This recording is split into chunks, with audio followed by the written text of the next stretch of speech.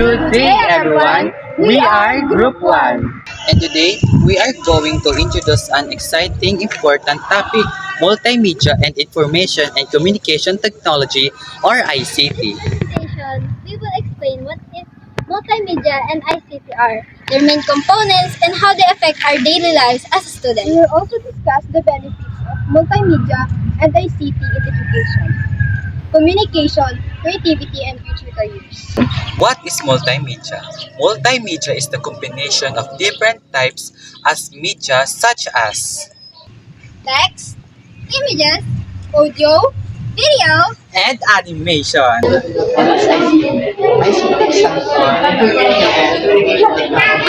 refers to the tools and system used to collect for process and share information. Like example that included is computer and laptops, smartphones, internet and television and radio. Number 1. Enhances learning. Visual and audio helps students understand lesson better. Faster communication. Email chats and video calls make communication instant.